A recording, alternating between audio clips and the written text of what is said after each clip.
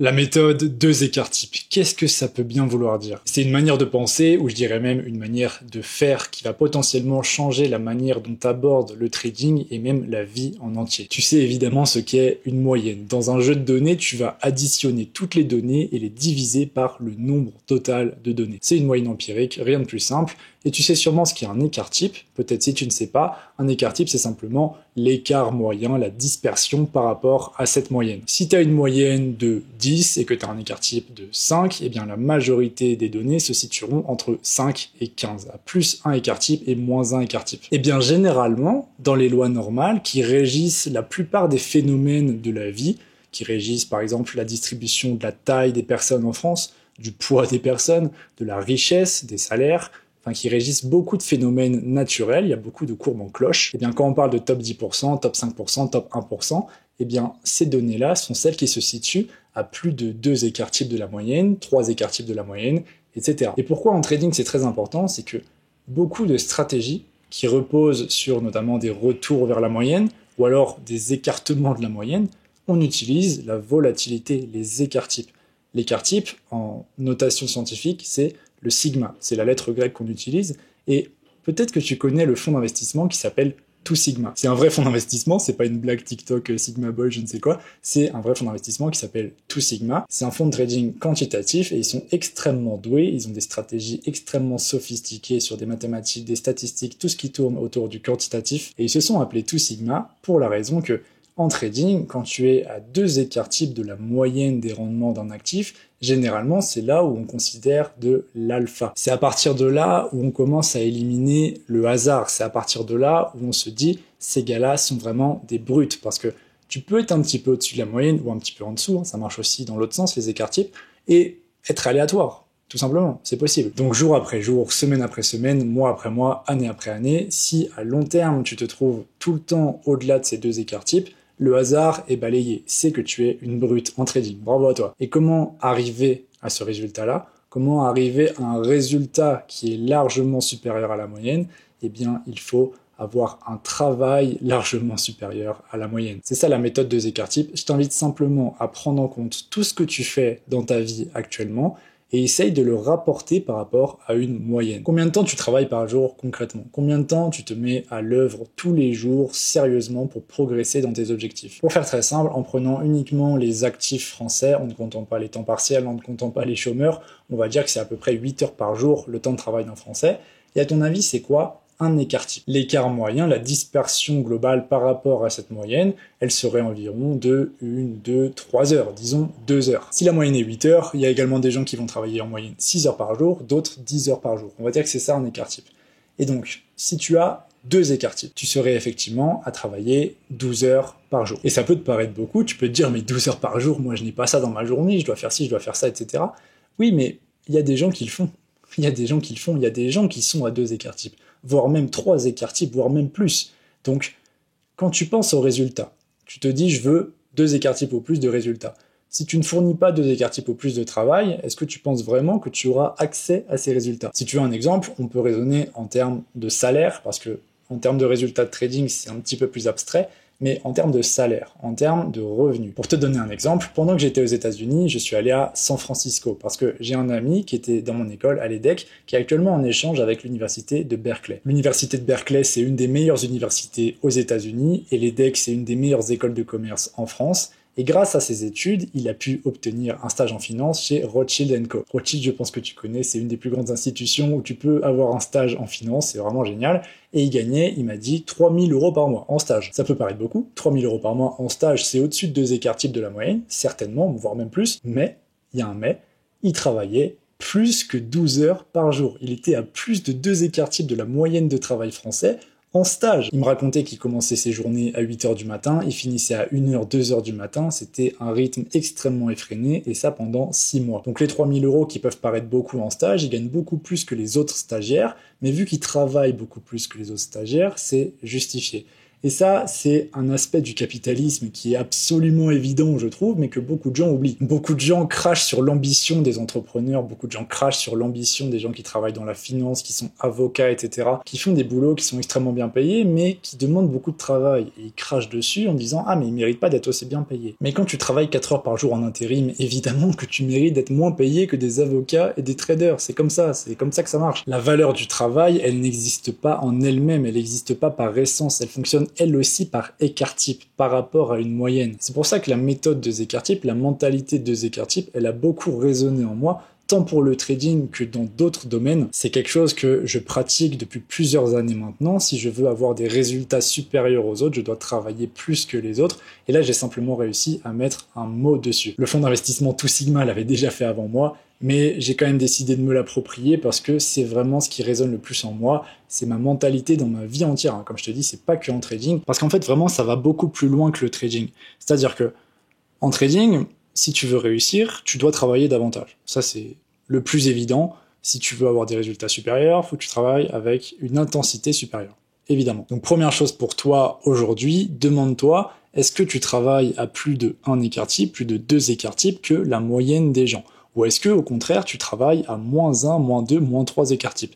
Et demande-toi si au final tes résultats ne sont pas parfaitement en accord avec la quantité de travail que tu fournis. Et ça continue à l'infini, c'est ça qui est génial, c'est que si tu dis « Ok, je suis honnête », d'accord, mais est-ce que tu es honnête à 1 écart-type, 2 écart-types, ou alors -1 écart-type? Tu vois, ça continue. Parce que tu as toujours un moyen de te rapporter à la moyenne. Tu as toujours un moyen d'évaluer par rapport à un référentiel. En soi, ça ne veut rien dire. Et beaucoup de gens diront que c'est une mauvaise mentalité, faut pas se comparer aux autres, faut se comparer à soi-même d'hier, faut devenir une meilleure version de toi-même. Super, ça c'est le mindset Instagram, ça c'est les influenceurs trading qui vont te dire ça. Dans la réalité, pour réussir, faut être meilleur que les autres. Voilà, on n'est pas dans le monde des bisounours, il y a toujours un référentiel, il y a toujours une moyenne. Tu peux être meilleur que toi la veille, mais si tu es toujours aussi nul que les autres, tu ne réussiras pas. Parce que quelque chose d'important à comprendre, c'est que la moyenne, c'est mauvais. Fondamentalement, la moyenne, c'est quelque chose de péjoratif dans notre langage, dans notre inconscient. D'ailleurs, le mot médiocre, la médiocrité, ça sonne très péjoratif, ça sonne très mauvais. Ah, t'es médiocre, c'est presque une insulte. Pourtant, en ancien français, le mot médiocre est un synonyme parfait de moyen. Si tu lis des livres anciens, Labo ici ou d'autres, tu vas potentiellement tomber dessus pour simplement dire moyen, la moyenne. Sauf que maintenant, le terme médiocre a été galvaudé pour être péjoratif. Parce que inconsciemment, la moyenne, c'est quelque chose auquel on ne veut pas appartenir. La moyenne, c'est mauvais. Je prends un exemple évident. À l'école, si tu as une note de mathématiques de 10 sur 20, c'est mauvais. C'est une mauvaise note 10 sur 20, alors que c'est parfaitement la moyenne, parfaitement la moitié. Mais c'est mauvais, c'est une mauvaise note. Si tu vois une femme dans la rue et que tu notes sa beauté sur 10, on dit généralement, c'est une 8 sur 10, 9 sur 10, etc. Si on dit à quelqu'un, oh toi t'es un 5 sur 10, c'est une insulte. T'es moche quoi. Alors que statistiquement, c'est comme ça que ça fonctionne, la majorité des gens sont dans la moyenne. C'est le principe même de la moyenne. Dans une salle de classe, beaucoup de gens auront 10 sur 20, parce que c'est la moyenne. Bref, je pense que tu m'as compris, la moyenne c'est mauvais, faire partie de la médiocrité c'est quelque chose que tu dois éviter, ça devrait t'inspirer à t'élever, et ça dans tous les domaines, pas que en trading. Si t'aimes bien la course à pied, tu dois vouloir courir ton 10 km à plus de 2 écart-types de la moyenne. Si t'aimes bien le football, tu dois avoir un niveau à plus de 2 écart-types. Si t'aimes bien la muscu, tu dois faire plus de traction que 2 écart-types de la population, ainsi de suite. Tu dois tout être le meilleur dans tout. Tu m'emballes, t'as pas vraiment besoin d'être le meilleur. C'est surtout ça aussi qui est bien avec la mentalité de 2 écart-types, c'est que c'est pas non plus le top 1. Tu ne dois pas être le top 1, tu dois simplement être meilleur que la plupart des gens. C'est comme ça qu'on gagne dans la vie. En tout cas, si ton objectif, c'est de gagner. Parce que certaines personnes ne veulent pas gagner. Certaines personnes ne seront pas d'accord avec ce que je dis. Comme j'ai dit tout à l'heure, c'est un peu les bisounours. Se comparer avec soi-même, voilà, il n'y a pas meilleur, tout le monde est pareil. Ok, si tu veux. Moi, je n'adhère pas à ce mode de pensée. Moi, je veux gagner, je veux être meilleur que les autres. Donc, c'est comme ça que j'agence ma vie. Je veux faire en sorte d'être meilleur que 2 écart-types de la population dans tous les domaines. Et c'est ce que je fais. Mes actions, surtout, reflètent cela. Mes actions sont également à 2 écart-types. Ouais, j'ai dit beaucoup de fois écart-type dans cette vidéo, mais c'est pour bien comprendre le concept. Parce que agir comme ça va te débloquer beaucoup de choses dans ta vie, ça va te débloquer beaucoup d'opportunités. J'ai plein d'exemples là-dessus, de choses que j'ai fait qui sortaient de l'ordinaire, qui n'étaient pas ce qu'on pourrait qualifier de dans la moyenne, qui m'ont ouvert des portes, qui m'ont ouvert des opportunités. Ma chaîne YouTube serait un exemple. Sortir 50 vidéos en 50 jours dans le grenier de ma grand-mère quand j'étais encore en France, Je ne pense pas que beaucoup de gens auraient fait cela. Donc évidemment, ça a fait que j'ai gagné beaucoup d'abonnés en peu de temps, même si c'est pas encore démentiel, c'est quand même à 2 écarts types de la moyenne, je pense. Un autre exemple, c'est il y a pas longtemps, quand j'étais aux États-Unis, à Austin, au Texas, le destin a voulu que dans le Airbnb où j'étais, dans l'autre chambre, il y avait 2 filles qui m'ont invité à une soirée, le soir même, comme ça, alors je les connaissais pas du tout. Elles m'ont dit, viens à la soirée, c'est la Saint-Valentin, pourquoi pas. Et j'ai dit oui, j'y suis allé. Et à cette soirée, j'ai rencontré une Brésilienne avec qui je me suis vraiment bien entendu et j'ai fait un dîner avec elle, un date on pourrait dire, le lendemain. Et ce date, je l'ai fait entièrement en anglais et en espagnol. Pas un seul mot de français, parce qu'elle parlait pas un seul mot de français. Et parler plusieurs langues couramment à 22 ans, c'est quelque chose qui est au-delà de la moyenne. Peu de gens parlent beaucoup de langues. Moi, je parle 4 langages, dont 3 couramment. Je parle français couramment, évidemment, anglais couramment, espagnol couramment et russe un petit peu. Et c'est pas pour me vanter, ça n'a aucun sens en soi, je rappelle. C'est pas simplement le fait de parler des langues, c'est que ça va t'ouvrir des opportunités.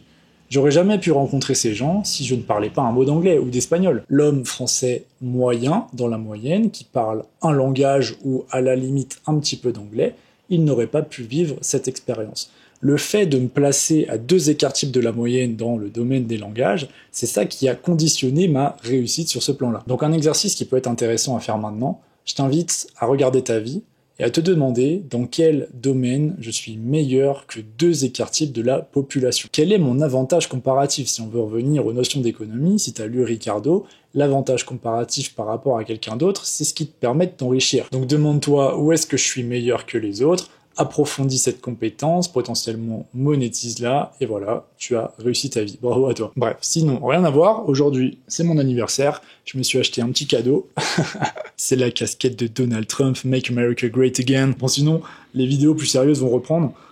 J'aime bien parler comme ça. D'ailleurs, peut-être que je ferai des lives, parce que les lives, c'est intéressant, je pourrais te parler de choses comme ça, de manière plus spontanée, sans que j'ai besoin de faire de montage, sans que j'ai besoin de publier sur YouTube. Dis-moi en commentaire si tu as envie que je fasse des lives. Dis-moi ce que tu penses de ma méthode 2 écarts types. C'est très probable que certains d'entre vous, vous le fassiez déjà. Je pense que c'est pas totalement inconnu. Je pense que le fait de travailler plus que les autres, c'est globalement quelque chose qui est assez évident pour la plupart des gens. Enfin non, pas pour la plupart des gens, justement. Pour les 2 écarts types au-delà de la moyenne. C'est ça, c'est toujours, tu peux toujours aller chercher plus loin et raisonner en termes de moyenne. C'est ça que j'adore, c'est vraiment génial. Si tu vis ta vie comme ça, devine quoi, tu seras à plus de 2 écarts types de la moyenne du bonheur. Et ça, c'est ce qu'on veut. On veut être heureux dans la vie. Voilà, c'est la fin de la vidéo. Moi, je vais aller travailler parce que j'ai un service à lancer à la fin du mois. C'était Brieux. Ciao.